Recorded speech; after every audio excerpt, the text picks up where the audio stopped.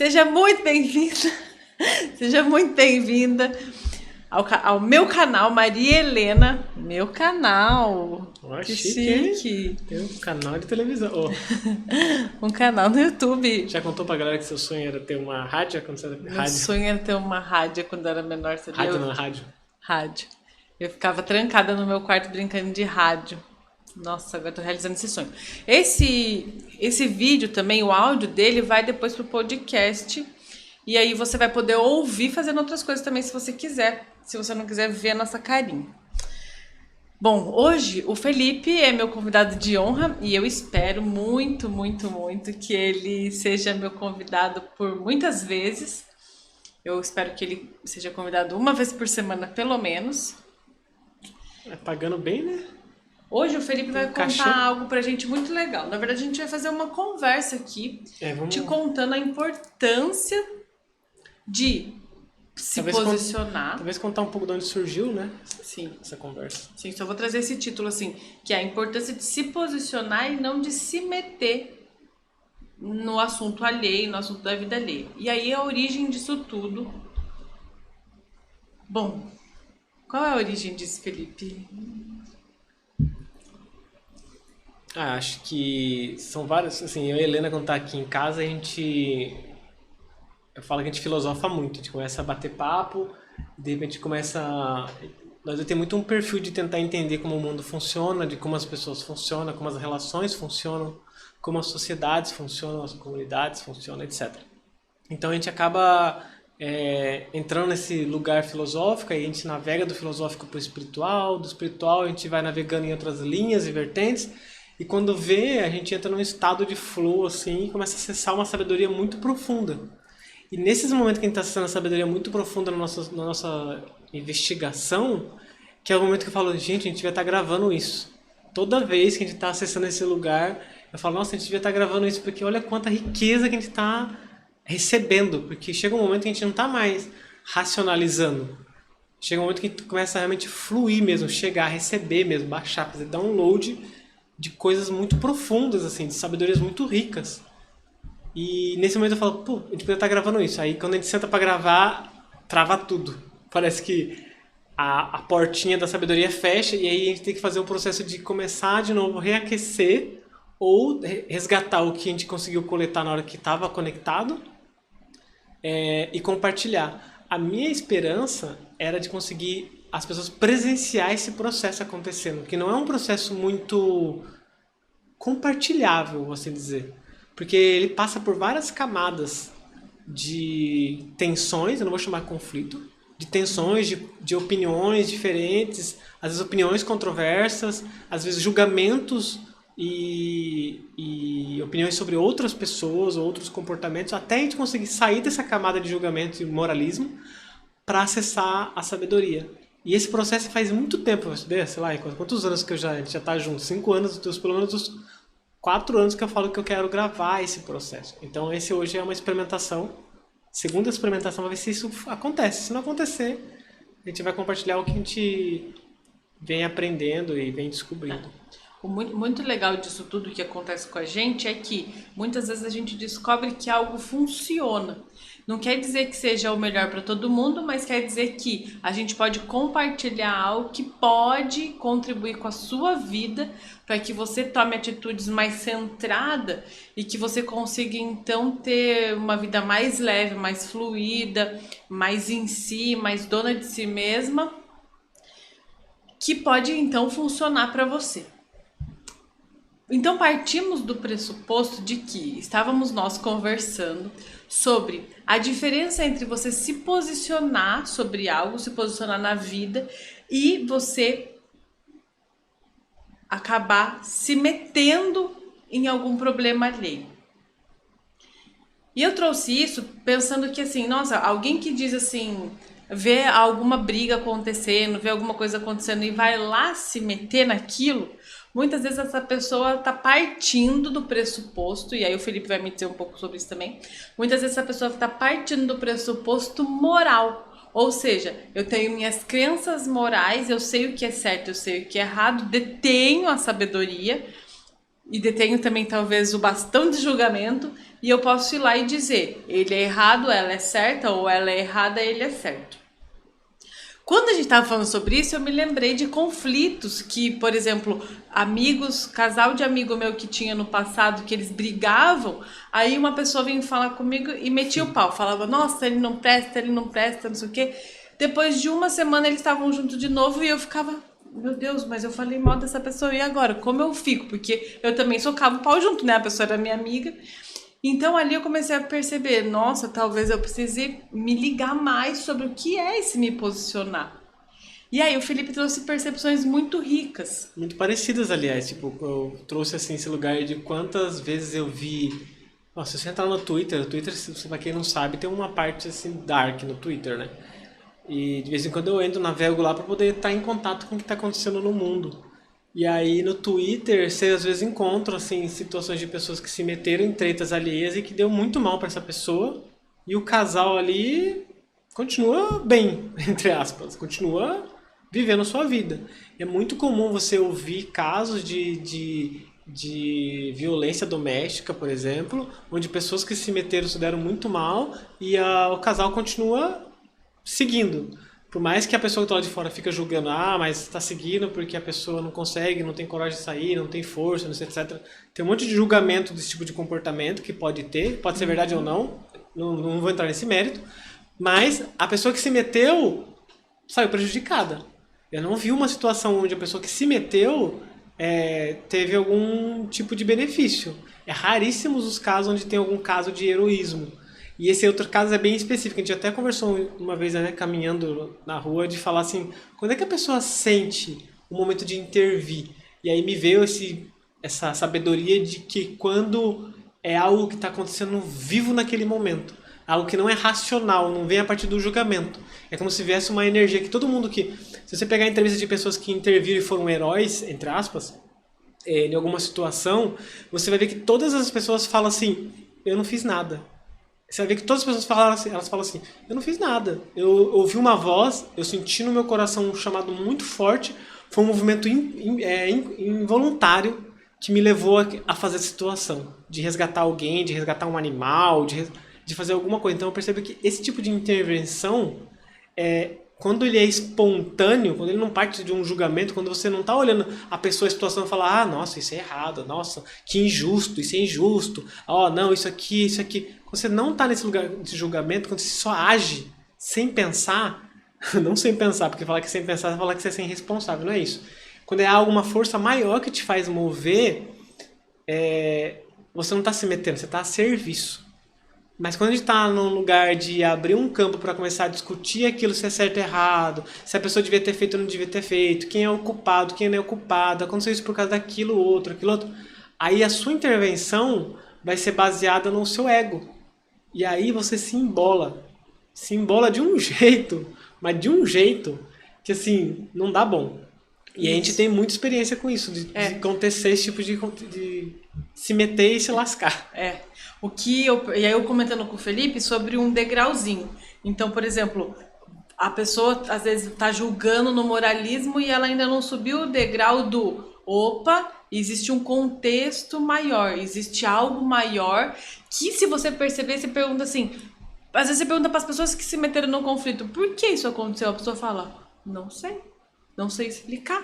Tem coisas que as pessoas não sabem explicar, simples assim, não sabem explicar. Por quê? Porque às vezes elas estão a serviço de uma coisa grandona ali atrás delas, que isso a gente chama de sistêmica. E quando elas tentam explicar, porque tem pessoas que vai usar vários conhecimentos aí, eu vou falar entre aspas científico, né, porque a ciência é muito ampla, para dizer que não, é comprovado, tem resposta, tem patologias, tem etc.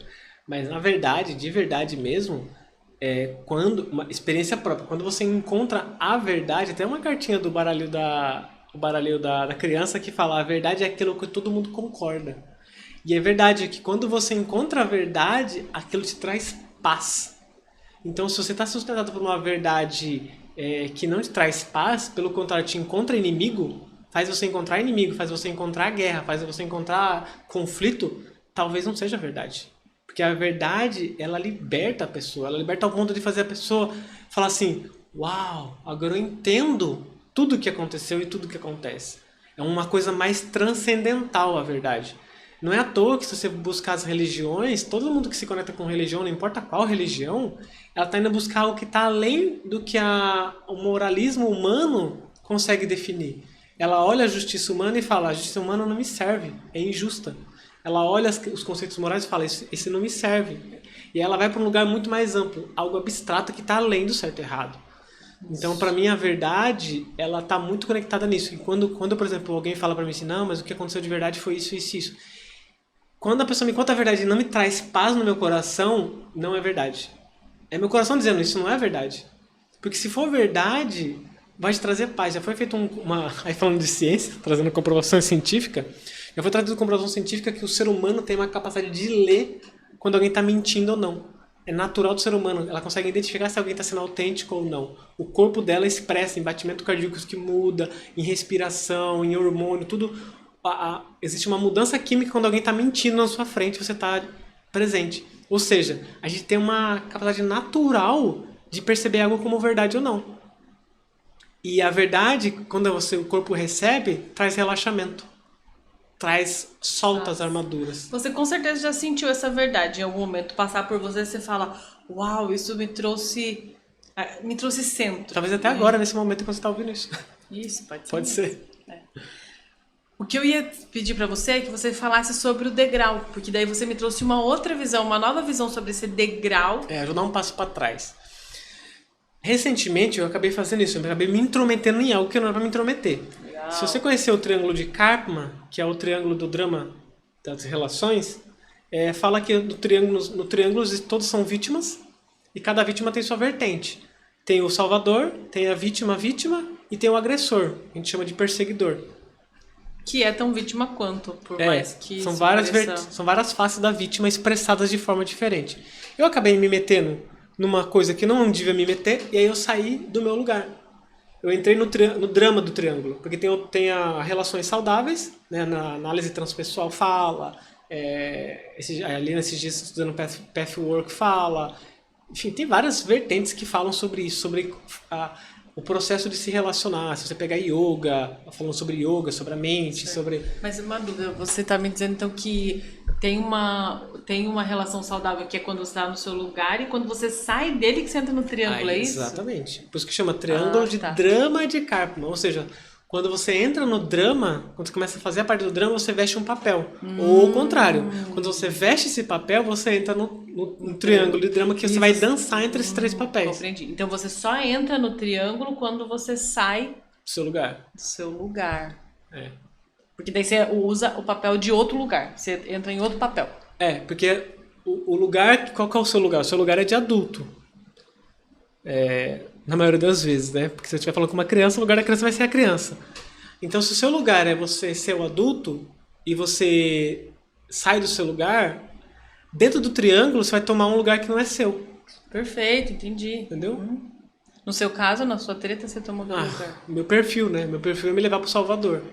Por ter muito conhecimento, por estar sempre conhecendo coisas que podem ajudar outras pessoas, eu acabo misturando, que recentemente vem aprendendo, né, estudando um pouco mais sobre constelação e outras coisas, a lei da ajuda, né?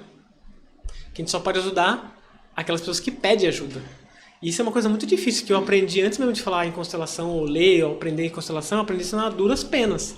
Porque na minha relação com meus irmãos, na família, eu sempre fui o salvador, sempre busquei ser o salvador, ou seja, sempre participei do drama sendo o salvador.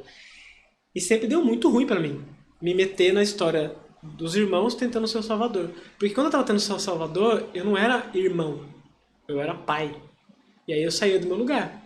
Porque quando eu sou... Meu Deus! Porque quando eu sou irmão, eu tô no mesmo nível. Eu tô dizendo para meus irmãos, somos todos iguais, já que eu sou igual a você, vocês são iguais ao meu irmão e vocês dois estão brigando, vocês que se virem. Vocês se resolvam, porque eu não tenho mais autoridade. Entendi. Ou sabedoria ou conhecimento. Mesmo que eu tinha conhecimento e sabedoria sobre... Já tinha uma percepção de como o ser humano funcionava, de como as relações funcionavam, eu não tinha um lugar, eu não estava no lugar. E mesmo se eu tivesse tudo isso, eu tivesse lugar, não foi me pedido ajuda. No final das contas, assim, ninguém pediu a minha ajuda. Então, eu tô me intrometendo. É simples assim, eu estou me intrometendo. Eu posso falar, não, mas meu irmão tava lá chorando. Isso é um pedido de ajuda. Não, não é um pedido de ajuda. Porque quando você... Para você honrar a vítima, porque aí tem a parte do triângulo que fala assim, pra você honrar a sombra da vítima é que ela não se responsabiliza. Enquanto a vítima não se responsabiliza, ela continua sendo vítima. Para ela se responsabilizar, ela precisa aprender a pedir.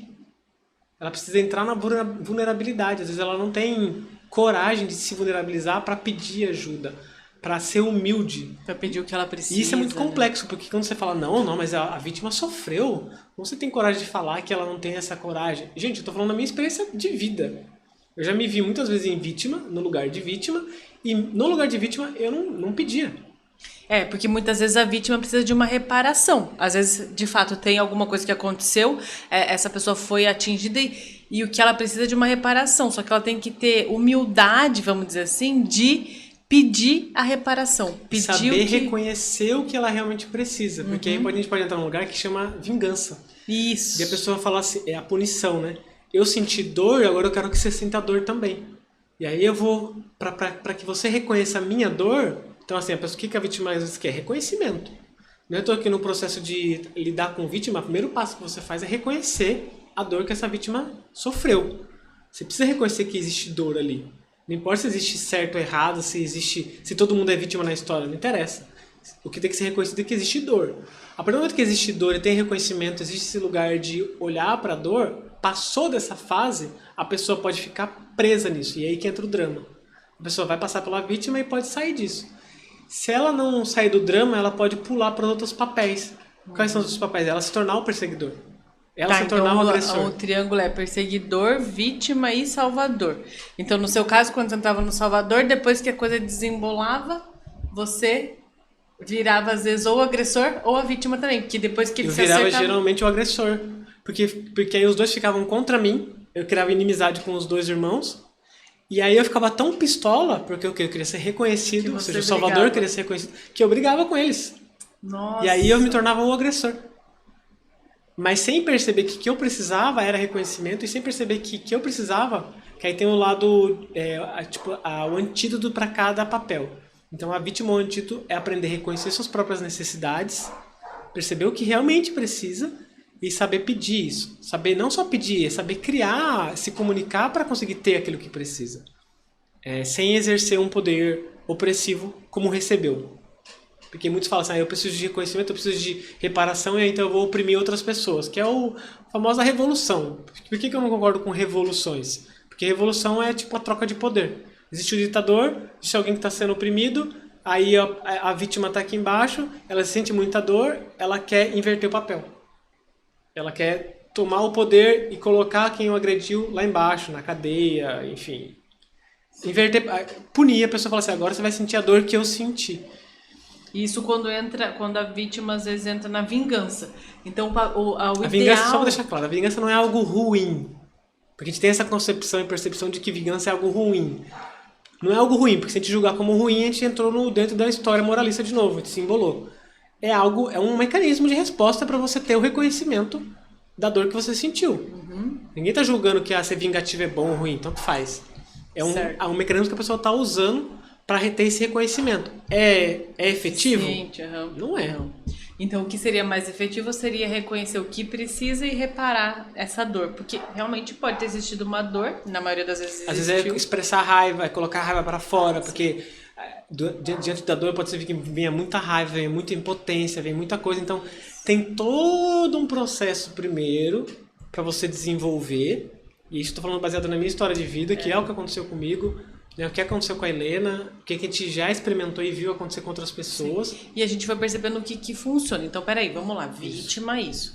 Quando a gente chega no agressor, o agressor, muitas vezes, ele vai precisar de algo também. Assertividade, normalmente. O agressor é uma vertente da vítima. É uma face da vítima. Sim. Quando tá no drama.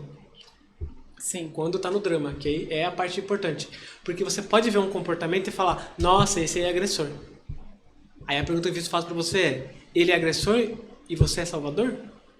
Isso. Entendeu? Qual o papel que você Você está está vestindo nesse quando trio? você aponta o dedo para dizer o que é aquela pessoa. Porque essa é a parte que eu me embolo. E que a maioria das pessoas se embola. Se você pegar no perfil, as pessoas que mais se embolam são os salvadores.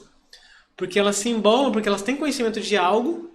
E quando elas tentam aplicar isso, elas tentam salvar as outras pessoas. Ou seja, ela começa a separar. Esse é vítima, esse é agressor. E aí já era, já tá vestindo um papel, já tá dentro do drama. Exato, perfeito. Então isso é muito legal de dizer, porque então é assim, a gente tem a vítima, a gente tem o agressor, a gente tem o salvador. Às vezes o salvador vai acontecer isso de ele entra na treta e depois ele vai se ver de repente como agressor, de repente como vítima. Por exemplo, eu quando lá tentava salvar os meus amigos que estavam brigando, quando eles eram um casal, eu pensava, primeiro eu pensava, sou a salvadora, vou ajudar. Depois eu ficava com muita raiva, porque eu via eles junto de novo, eu pensava assim, não tô entendendo mais nada. Aí eu virava agressora, porque às vezes eu até falava, que é isso, vocês estão de palhaçada, né?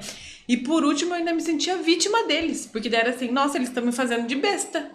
Percebe o quanto o salvador, quando ele se embola, ele vai entrar nesses lugares? E você pode perceber isso na comunidade. Se você olhar comentários de Facebook, de Twitter, de Instagram, você mais vai ver essa dinâmica acontecendo. Isso. É a dinâmica de pessoas, vamos colocar em contexto que a gente falou de violência doméstica, homem falando, ah, essa mulher é louca mesmo, essa mulher, ela gosta disso, ou ela não sei o que não sei o que. Aí vem as mulheres do lado e falam, não, mas olha que comentário, não sei o que. Aí vira uma treta entre as duas pessoas. Tipo, você começa a escalar um bolo de treta só porque aquela pessoa que fez aquele comentário, ela foi um dia a salvadora.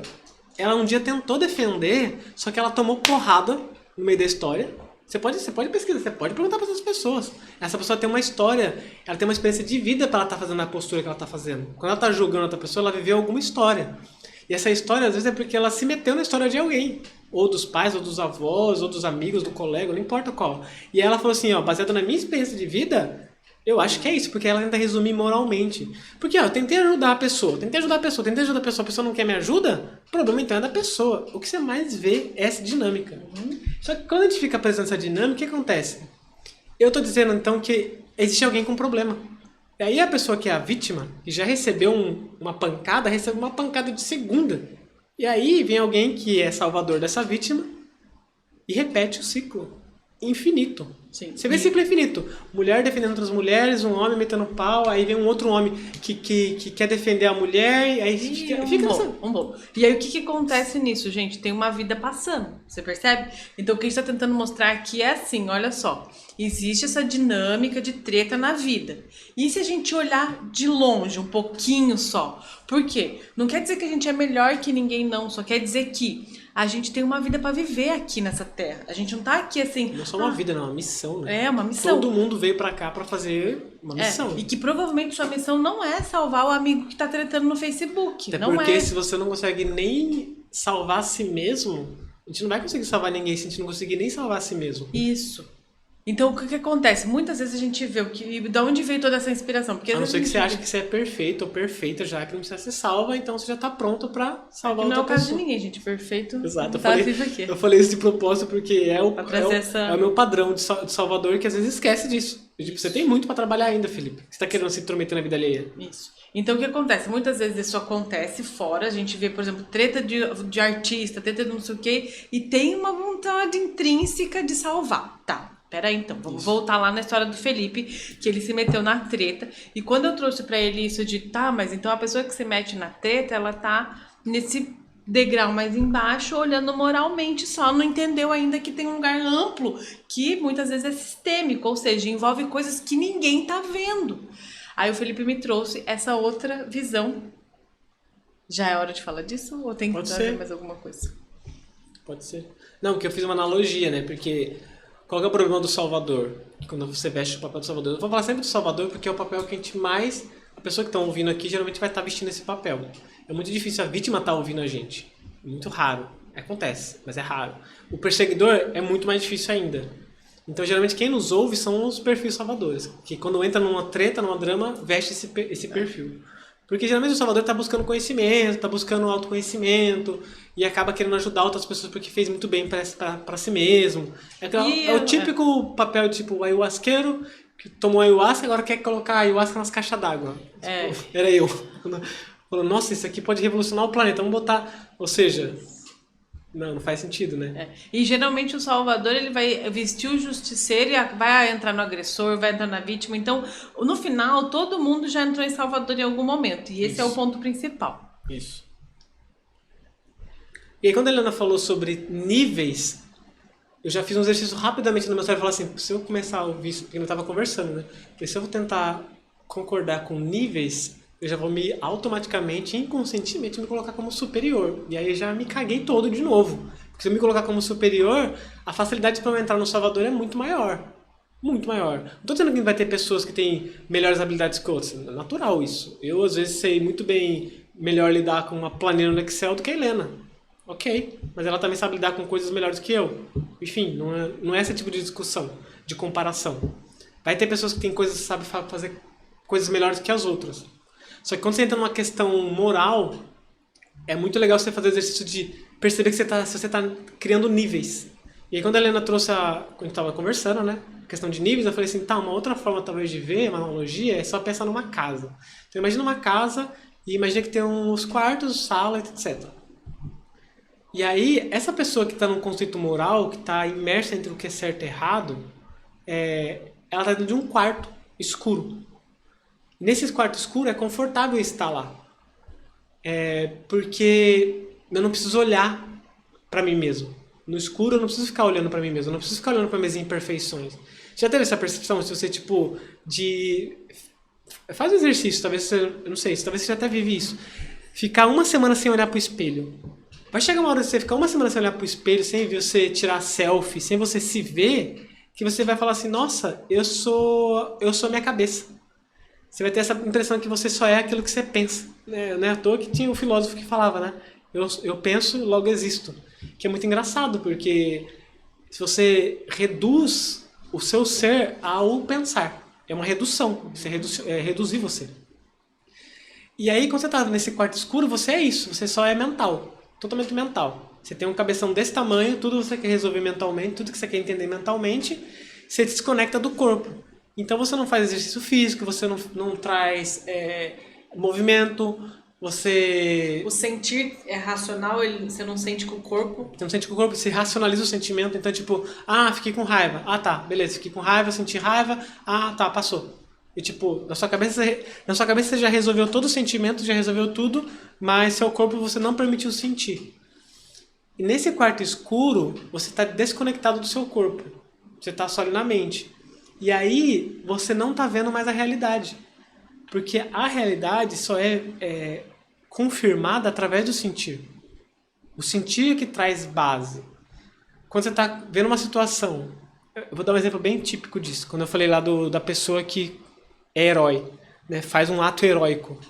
Essa pessoa que fez o ato heróico, ela não estava na cabeça. Porque eu já fui assaltado e te falo, no assalto, sua mente, o seu ego desaparece. Ele corre, some, desaparece. Então que as pessoas dão um branco. Porque a mente não tem como agir com algo que o sentir domina. Porque quando acontece um tipo de assalto, o sentir domina. O seu lado instintivo domina, o seu corpo domina sobre isso. Então ela vai responder.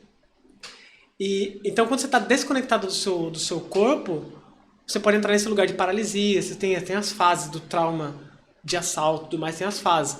Que é esse lugar que você não está acostumado a lidar com o processo corpóreo mesmo. É um choque para o corpo. Então quando você está no quarto escuro, você está vendo o mesmo tipo de processo. Às vezes é um processo traumático. E a causa disso pode ser várias. Pode ser desde um processo na infância, pode ser um processo no parto, pode ser um processo antes do parto, pode ser um processo em outra vida, pode ser um processo que você tenha desenrolando no seu sistema familiar. Pode ser tanta coisa. Não é à toa que tem vários caminhos. Porque pode ser muitas coisas. O importante não é você descobrir qual é a causa, mas sim saber lidar com isso. Então, beleza, vamos voltar lá pro quarto, analogia. Me ajuda aí, se eu estiver indo longe. Não vai. Onde eu tava? No quarto da analogia. Você vai contar por que não é um degrau, como é que a pessoa se sente dentro desse quarto. Nesse quarto tem essa desconexão. Aí eu até brinquei com a Helena e falei assim, nossa, nesse quarto é muito interessante, porque quando eu visualizo esse quarto, a pessoa no quarto, porque eu já estive nesse quarto, muitas vezes, inclusive recentemente,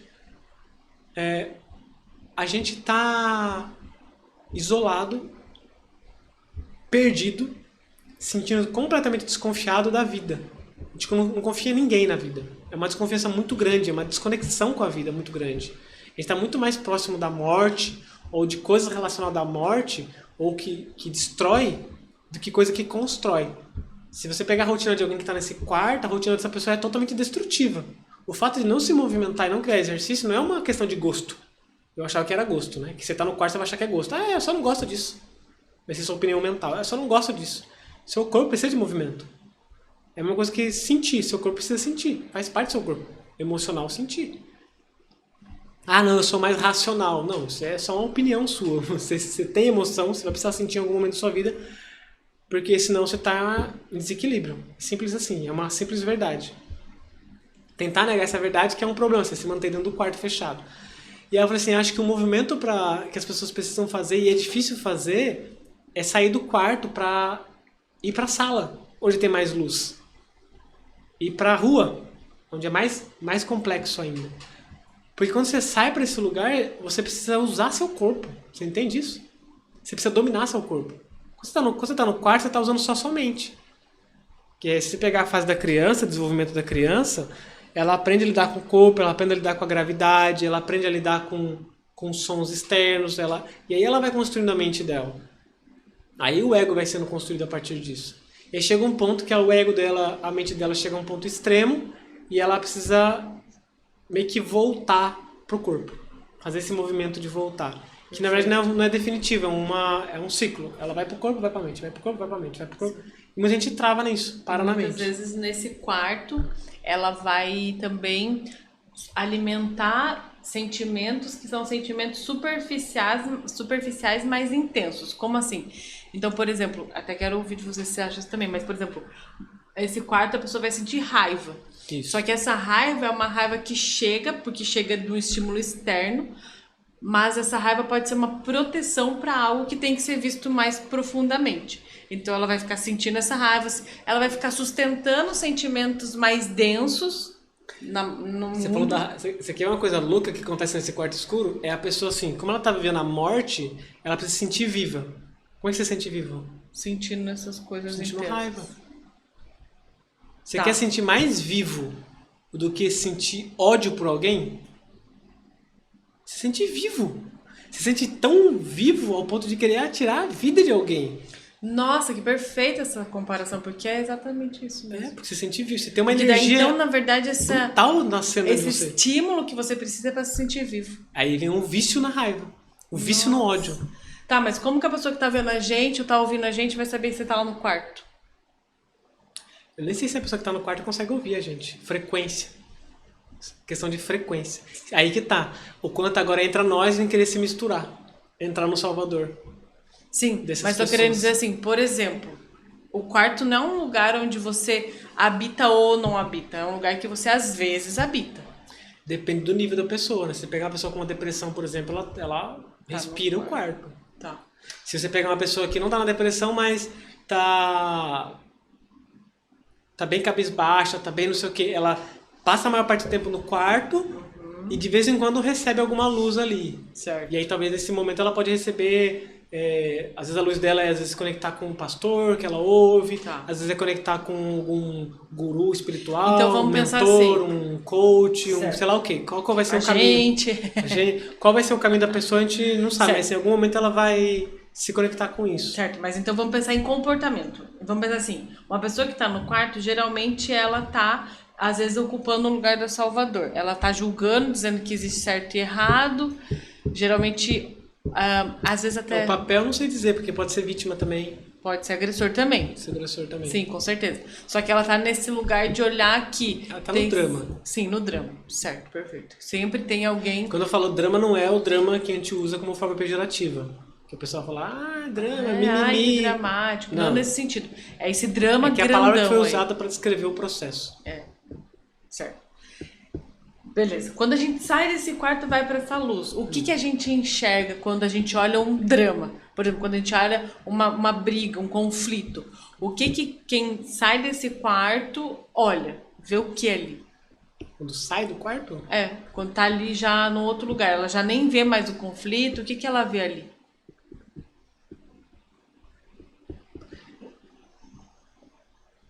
O que foi esse ventilador, será? Peraí.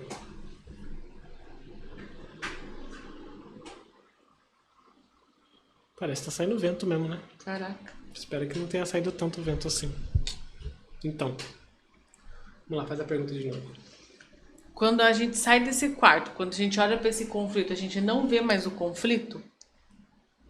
Eu não tenho a resposta, então eu tô percebendo que a gente entrou naquele lugar de precisar destrinchar para abrir o canal para receber. Então vamos lá, por exemplo, quando você observou que você tinha se emaranhado, Sim. aí você falou, preciso sair do quarto. Então, Você sai do perceba quarto. que para sair do quarto, não, é o contrário, você não sai, você não tem como sair do quarto, tipo o filme Matrix. O cara tá vivendo a Matrix. Como é que ele sai? Ele precisa primeiro tomar consciência Da que ele Matrix. vive numa Matrix. Tá. Não tem como você sair primeiro e falar o que ele vai viver. Não, ele não é. Isso é um. É tipo assim, imagina você tá no quarto escuro, mas você não sabe nem onde tá a porta. Entendi. Primeiro você tem que tomar consciência disso. É tipo, na verdade você não sabe nem que. Primeiro você não sabe nem que existe um quarto. Tá. Você não sabe nem que. Primeiro você não sabe nem que existe. Que você existe. Porque quando você tá dentro do quarto escuro, talvez você acredita que o mundo inteiro também vive no quarto escuro. Porque tudo que você conhece O tá quarto lá. escuro. Então você fala assim, o mundo inteiro vive isso, é assim que funcionam as regras, é assim que são as leis universais, etc. Você tá vendo dentro de uma... É a famosa mito da caverna. Sim. Você sabe? Você lembra bem disso da Uhum, filosofia? Explica um pouquinho, que você que é filósofo. Eu não Eu conheço, sou eu lembro filósofa. mais ou menos só a história. O mito da caverna, eles estavam na caverna e começam a ver sombras na parede e começam a imaginar um monte de coisas e são só sombras na parede. Então eles realmente, é isso que o Felipe tá Mas falando. tem a questão de sair pra fora da caverna também. Isso, que é isso, é a ideia de saia da caverna para olhar o que realmente, o que existe de verdade, não fique só olhando a sombra na parede. Isso é ótimo. As coisas porque pareciam gigantes, mas na verdade era só um homem normal passando lá fora. Isso, Então e é legal, saia da caverna. E é legal trazer essa, porque é bem isso, é projeção. A gente pode Isso. tocar sobre projeção. No quarto, você vê muita projeção. Aí que é o ponto que eu queria chegar. Esse é o ponto. Então o que acontece? No quarto você tá vendo projeção. Quando você sai do quarto, a sensação que me dá, quero saber de você, é que você fala: quem eu estou querendo salvar? Será que é essa hora? Que você fala assim, por exemplo, você Isso. saiu do quarto, percebeu, pô, tô emaranhado. Começou a ter consciência, estou emaranhado. Quem eu estou querendo salvar? De verdade, na alma, profundamente. É isso. Acho que para quem não entendeu o que é projeção, o jeito que eu gosto de explicar é assim, imagina, usando a analogia da sombra, imagina uma sombra de uma aranha. É difícil, eu não sei, eu nunca vi, é difícil ver uma sombra de aranha que é igual o tamanho da aranha. Vai ser sempre desproporcional. Sempre. Sempre maior, geralmente. Porque a teia da aranha está num lugar mais alto, a luz bate na parede e a sombra é enorme. Então, o que acontece é que a pessoa que está vendo a projeção, ela está vendo só a sombra da aranha. E ela está vendo algo que não é real. O porquê é muito mais profundo, mas o movimento é perceber e fazer é sair da reatividade, né? Fazer esse movimento de, o que eu estou vendo talvez não seja real. O que se esconde por trás disso? Ou melhor, qual é a origem disso? Qual que é a imagem real disso? O que de fato está acontecendo? E quando eu falo fato, não é fatos. Não é ir correr atrás dos fatos reais. Isso ajuda às vezes. Não é tipo você querer investigar as fofocas, o que está acontecendo ali mais profundamente da vida do fulano. Isso ajuda às vezes a trazer um acalmamento mental para você fazer uma investigação mais profunda emocional. Ajuda. Não estou dizendo para não fazer essa investigação, às vezes é até necessário. Mas é ir além disso. Quando eu falo fato, é de um lugar de observar algo, é essa parte que é difícil explicar. Porque é algo que não é mais palpável. Se você pegar, por exemplo, como chama aquela terapia? Técnica Alexander, né? Eu fui descobrir a técnica Alexander muito depois de descobrir que eu já tinha essa percepção que a técnica tem. Que eu toco flauta. Quando eu vou ensinar as pessoas a tocar flauta, as pessoas falam assim, nossa, eu ensino a pessoa uma vez, corrijo a postura dela, enquanto ela está tocando flauta, e ela toca flauta. E a pessoa fala, nossa, muito fácil. Cara, muito fácil. Você ensina muito bem, você ensina muito bem. Eu falava, não, isso aqui pegou fácil. Até perceber que, depois quando eu conheci a técnica Alexander, eu percebi que existe mesmo umas coisas mais sutis acontecendo em volta. Quando você vai aprender também, sei lá, shiatsu, ou algum tipo de massagem, algum tipo de massagem energética, você vai perceber que existem pequenas coisas sutis que não dá pra verbalizar. Eu não consigo explicar verbal, mas estão acontecendo. E você foi perfeito que você falou assim, corrijo a postura. Porque... São detalhes que é corrigir a postura. Que no final a postura, você sai da postura do Salvador e vai para uma outra postura que é a postura de ocupar o seu lugar. A técnica Alexander é uma ótima... porque a técnica Alexander é extremamente profundamente terapêutica por isso mesmo, né? Por corrigir a postura. É. E aí o que eu pensei que é tão profundo, porque daí você falou da projeção, da caverna e tudo mais, que é a pergunta então... Queria entrar nesse tema. Isso, que entra num negócio mais profundo que uma vez eu tava descobrindo assim, caraca, então quer dizer que se a minha postura interna, ela impacta na minha postura corpórea, física e externa, meu comportamento interno, ele impacta externo? Será que a formação do meu nariz, da minha orelha, do meu olho, vem de um comportamento interno? Aí me veio a resposta do que significa estereótipo. A pessoa que vê a imagem da pessoa e cria um julgamento de estereótipo, porque tem uma relação ali. E aí se você for estudar quiropraxia não, quiromancia, que é a leitura das palmas da mão. Quiromancia, você vai estudar, tem uma outra que os judeus parece que fazem, a leitura do rosto humano para entender caráter. Você fala, cara, faz totalmente sentido. Sim. Porque tem uma conexão na matéria com a sua, vou chamar de composição interna. Perfeito.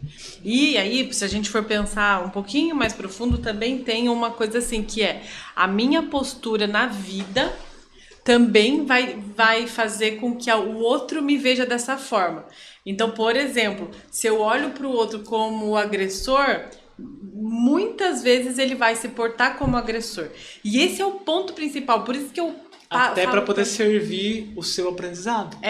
E por isso que eu falo tanto sobre a gente mudar a nossa postura, olhar as pessoas com mais amplitude, num outro lugar, olhar as pessoas com mais confiança, com esse olhar mais humano mesmo.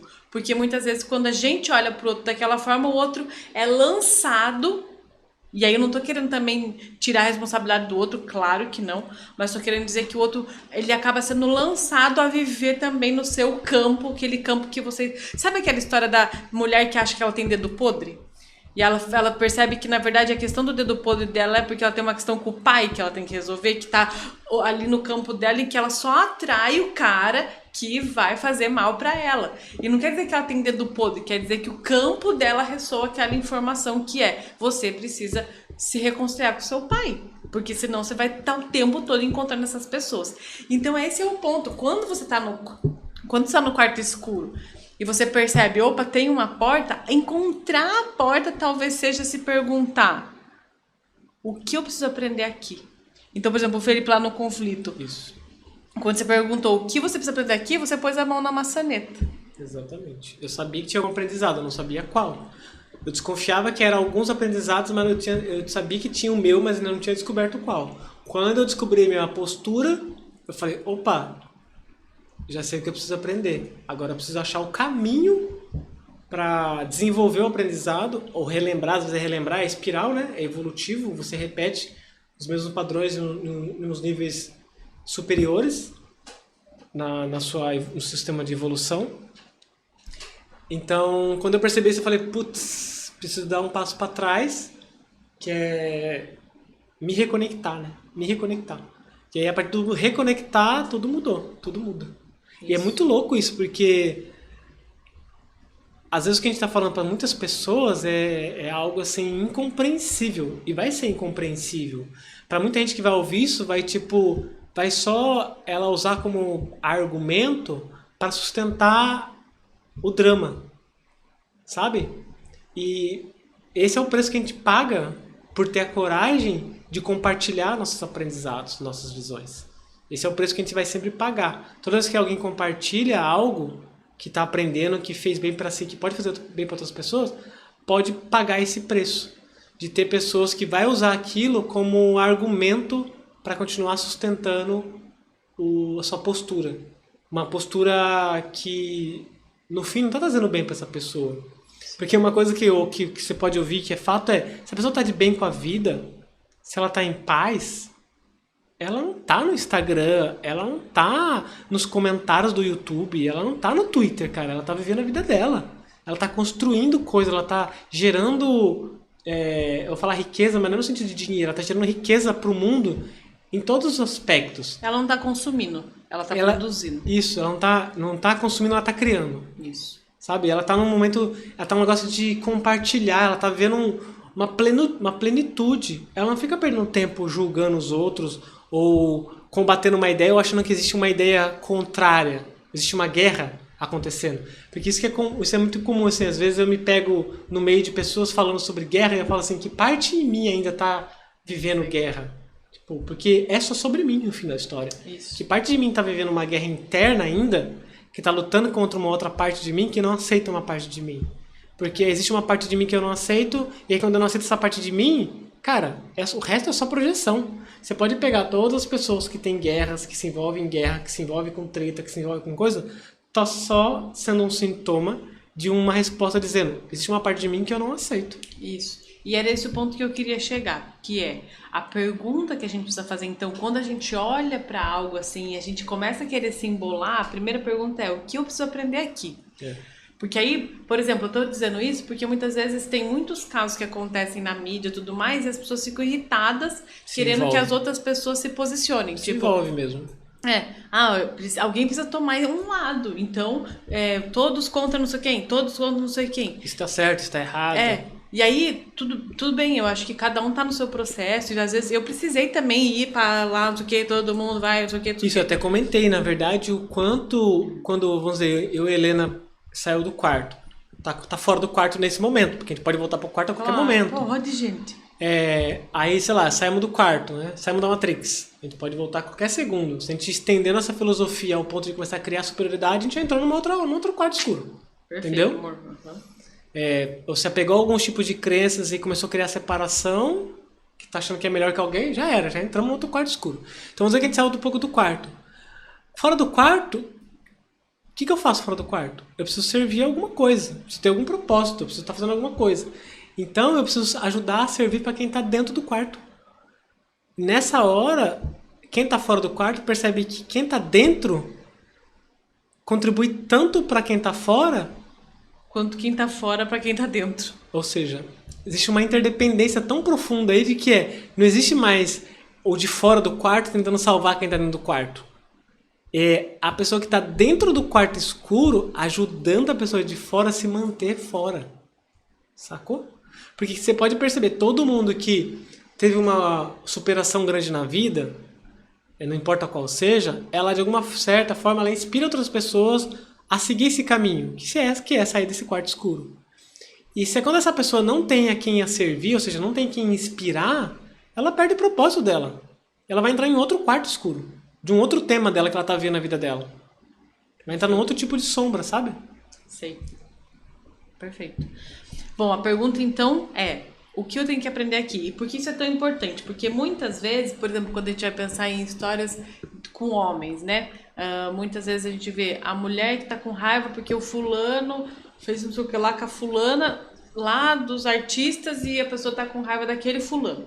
A pergunta aqui também poderia ser, de quem eu tenho raiva aqui dentro de mim? Quem essas pessoas representam? Quem esse homem representou? Ou então, quem esse conflito representa? Porque muitas vezes assim...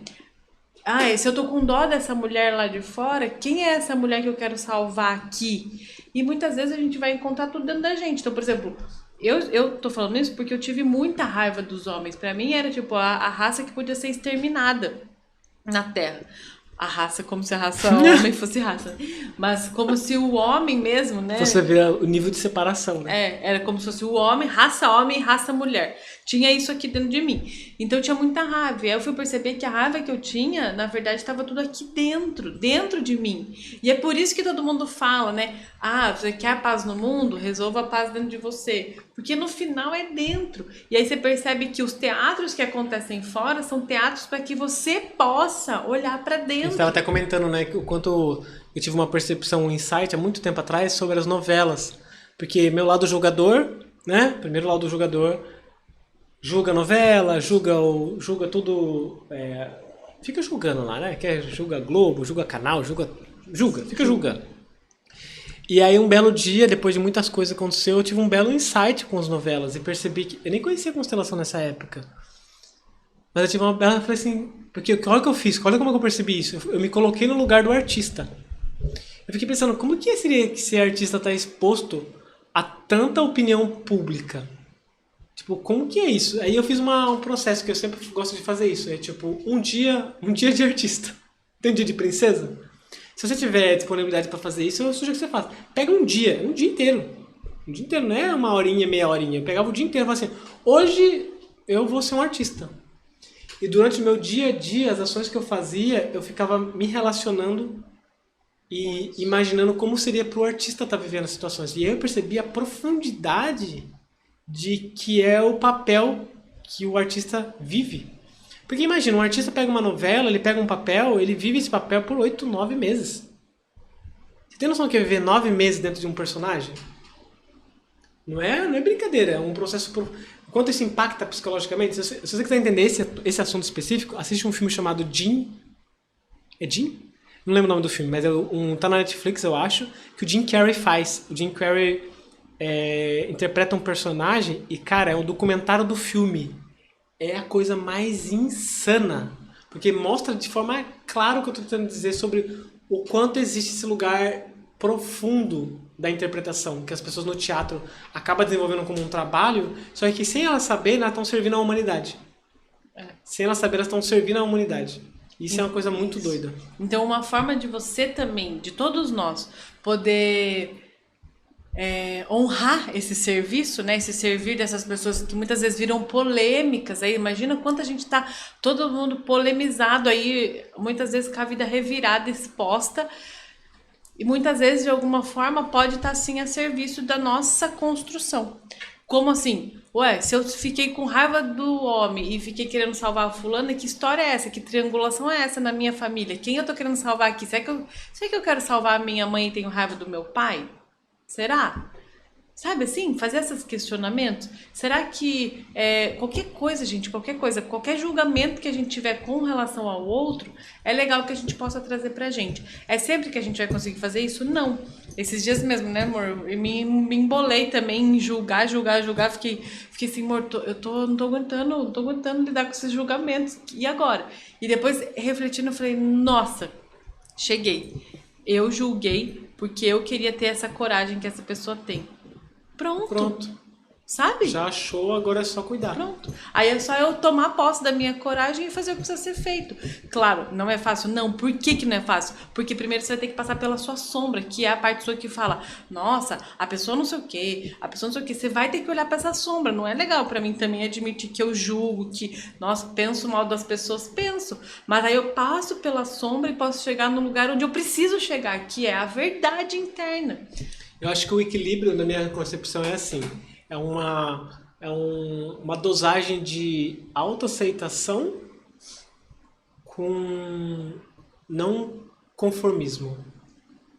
Porque se você for pro extremo da autoaceitação, a pessoa fala, não, eu sou assim mesmo, eu falo o que eu quero, eu falo a verdade, dou a quem doer. Aquela coisa, a pessoa tipo assim, eu sou assim. E aí não muda.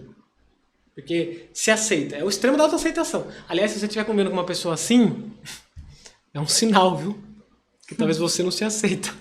Verdade. Ela só tá te mostrando um lado que você precisa tomar. Você entende isso? Como que funciona as relações? Ela tá te mostrando um lado que você precisa tomar. Se você tomar esse lado, adivinha o que acontece? Se você tomar esse lado, ela para de te servir.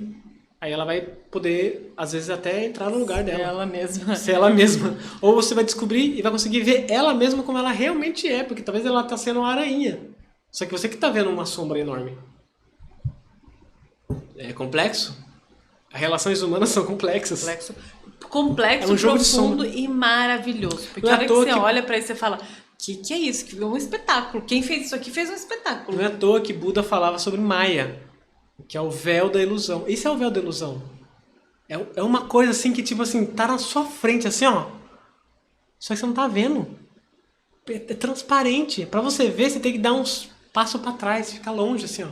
Aí você fala, nossa, tem um negócio se mexendo ali no meio, o que é isso? Aí você tira e fala, "Ah, gente, ué, não era meu pai? Era minha mãe?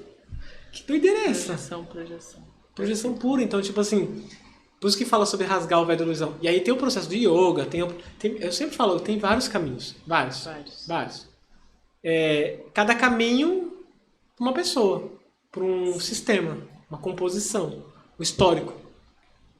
Mas eu percebo que todos eles levam para o mesmo lugar, que é sair desse lugar de ver mais profundo, de ver além, de encontrar uma verdade absoluta, de encontrar aquilo que realmente é realidade. E a realidade muitas vezes vai estar composto... Por que a realidade é tão real?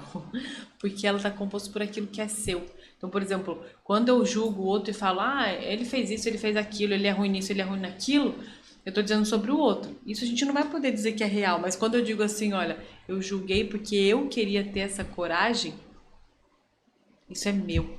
Isso é verdade. É a verdade. Porque ninguém vai conseguir olhar pra você e falar assim, não, você não queria ter essa coragem. Se essa pessoa fizer isso, ela tá falando de você, então não é a verdade. Porque você sabe, essa é a minha verdade. Eu julguei porque eu queria ter a coragem dessa pessoa. Por isso eu disse tanto sobre essa pessoa. Então essa é a minha verdade. Pronto, cheguei na minha verdade. Isso traz o que o Felipe falou no começo, paz. Na hora que eu cheguei, eu olhei pro Felipe e falei assim, cheguei, amor. É isso. É isso.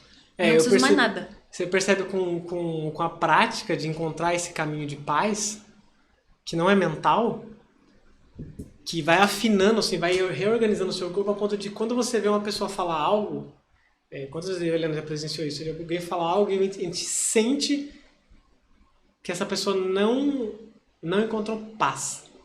Você sente que não encontrou paz. Tipo, fica claro, fica nítido isso, de, sei lá, não queria dar um exemplo prático mesmo. Não, mas até nós dois na nossa relação. Quando eu tô falando, você fala, ainda não é. Não que a gente possa também julgar um outro, mas como a gente tem essa intimidade, essa percepção, essa liberdade um com o outro de fazer isso, né? E a gente até tem essa proposta na nossa relação de ir mais profundo, de conseguir olhar pra verdade mesmo. Então, às vezes o Felipe fala, ainda tem coisa aí. É mais fundo. Não sei o que, tipo assim, você fala assim, eu não sei o que é, tô tentando ajudar a investigar também, e aí é muito engraçado, porque é um processo de confiança muito profunda, porque eu preciso confiar em mim mesmo, que eu não estou me embolando como salvador, e tem que estar o tempo todo fazendo uma investigação de tipo, qual que é o meu aprendizado com essa história toda? Isso. E na nossa relação, o meu movimento é primeiro ir para ela, ajudar a encontrar ela, para depois que eu encontro ela, eu ajudo a me encontrar. A gente já tentou fazer o contrário, não dá muito certo, não. A gente já tentou fazer o contrário. Eu não sei se isso é para todos os homens, sinceramente, eu desconfio que é. Eu tenho essa leve desconfiança, que é. Eu acho que o homem consegue ajudar com mais facilidade a mulher a entrar no sentir, porque a mulher tem mais facilidade de entrar no sentir, eu deveria ter, não sei. Então, eu também ficava pensando que é o homem, mas sabia que agora eu tô percebendo que talvez não generaliza no sentido de todos os homens ou todas as mulheres. Às vezes eu acho que isso é algo que acontece entre a gente por conta da nossa... Quando eu penso no meu mapa astral, tipo, isso. Fica claro que é só eu mesmo. Pela composição que a gente tem. Meu mapa astral tá dizendo assim, tudo no outro. A gente tem algumas explicações também. Por exemplo, isso do mapa astral explica, né? Também isso é bem racional, assim. Mas tô querendo dizer que, às vezes, a mulher, ela tem coisa subconsciente que precisa emergir, que precisa vir à tona para ser curado. E muitas vezes, por que isso é na mulher? Porque a mulher atua muito, né? A mulher tem essa conexão com a lua, com o subconsciente, com aquilo que é noite, né? Por isso que, às vezes, a gente entra nesse lugar também de trazer... Opa, o que ainda tem aí, Helena, que ainda precisa ser visto? Porque não significa... Para ir além da gente. Isso. A gente sempre busca ir além da gente. Não é sobre só essa relação superficial que aconteceu, uma situação superficial. É para gente descobrir e enxergar além. Muitas vezes, eu consigo ver o que está acontecendo. Tipo, eu vejo o comportamento, vejo as energias em volta do corpo e falo assim, já sei o que está acontecendo. E aí, muitas vezes que eu vejo, eu não tenho o que fazer. Eu tenho que simplesmente respeitar o processo, esperar e saber o que vai acontecer. Isso. Outras vezes eu sinto no coração que eu preciso fazer pergunta. Tipo, mas isso aqui, isso aqui, que vai ajudar a fazer uma investigação profunda, sabe? Então, assim, é uma coisa muito de de sentir no momento presente, porque não tem uma regra, né? Não tem Isso. não tem uma receita. Porque quando você está centrado no momento presente, você também vai saber dançar com a vida. O que acontece é que, maioria das vezes, na maioria das pessoas, não sei se na maioria das pessoas, na maioria das vezes, mas muitas vezes, muitas pessoas, a gente vive nesse lugar do automático, que é, aconteceu um fato, minha cabeça fala, ele é certo, ela é errada, ou vice-versa. Gosto disso, pronto, não gosto disso. Aconteceu, é isso, agora essa é a minha opinião, e aí esse é o perigo. Esse é meu posicionamento. E pronto. Entendeu? Só que posicionamento nem sempre é isso. Posicionamento muitas vezes... Se você for uma estátua, talvez seja, né? Se você for uma cadeira, se você for uma casa, uma fundação... E até mais aí, para não julgar a pessoa, eu vou mais além, né? Pra gente sair do julgamento. Porque assim, se você precisa fazer isso para criar uma estrutura rígida para sustentar algo além, ou seja, filhos, comunidade, tá tudo certo, né? Porque às vezes para que essa pessoa tá cumprindo um papel no sistema dela, social, comunitário, que ela cria uma base para reparar alguma coisa. A gente não sabe mesmo. Não tem como saber. E aí ela vai ser essa coisa rígida. Só que na nossa concepção o ser humano é fluido. Segue a natureza, ele segue um momento de uma mudança constante de opinião e mais. A gente estava até comentando, né, sobre... Não lembro qual era a palavra que eu estava comentando, mas tipo, o quanto um tema pra mim... ser coisa de mulher ou não ser coisa de mulher. O quanto, tipo, entre eu e a Helena, uma coisa é ser coisa de mulher ou não. Entre eu e meu irmão, entre eu e minha mãe, tipo, não tem como a gente generalizar. Dizer... Isso é de mulher ou não é de mulher? Isso é de homem ou não é? Tipo, não tem como a gente entrar nesse campo de generalização. O que o Felipe está dizendo é que, muitas vezes, aquilo, uma opinião ou algo que surge, ele surge através de uma relação. Não surge através de uma generalização. Então, vamos dizer... Acho que a gente precisa explicar melhor mesmo isso, agora que eu tô ouvindo. Porque, por exemplo... Entre eu e o Felipe, a gente tem um termômetro da relação. Então, pra gente tem coisas que é sim e tem coisas que é não. Só que se a Helena se relaciona com uma outra pessoa, não amorosamente, o que eu tô querendo dizer, se eu vou lá, oi, pra minha irmã, já é uma outra coisa. Não significa que eu mudei, mas também sim. Mas não significa que eu sou, ele não tem opinião própria. Não, significa que eu estou agora numa outra, um outro contato com outro ser humano. Acho que esse é um ponto muito legal, porque eu lembro quando eu era, sei lá, a gente tem aquela crise de identidade quando tem seus 12, 13 anos de idade, tá descobrindo o mundo. Eu lembro de chegar pra minha mãe e falar assim, mãe, eu me sinto falso. Eu falava assim, eu me sinto falso. Porque quando eu converso com alguém, essa pessoa fala que gosta de X coisa, eu percebo que eu não desgosto disso. Eu acho interessante o ponto de vista dessa pessoa, eu concordo com essa pessoa. Aí chega uma outra pessoa, traz um outro ponto de vista que parece contraditório, e eu também concordo com essa pessoa. Eu tenho a sensação de que cada vez que eu encontro uma pessoa, eu visto uma máscara. E aí eu não sei quem eu sou de verdade. A crise de identidade. Quem eu sou de verdade? Quais são os meus reais valores? E aí eu tive a crise, tem todo o acontecimento, tem a questão de fazer passar por esse processo. E depois eu descobri, minha mãe falou que, acho que foi minha mãe que falou, ou li em algum lugar, sobre a vida ser um teatro, né? Que às vezes você vai precisar vestir máscara, vai vestir personagens. Eu achei muito interessante, porque no começo eu achava isso ruim, e depois eu cheguei a perceber que, na verdade, eu às vezes estava a serviço de outras pessoas, e que também a palavra é limitada. Ela não consegue carregar a completude de um conceito.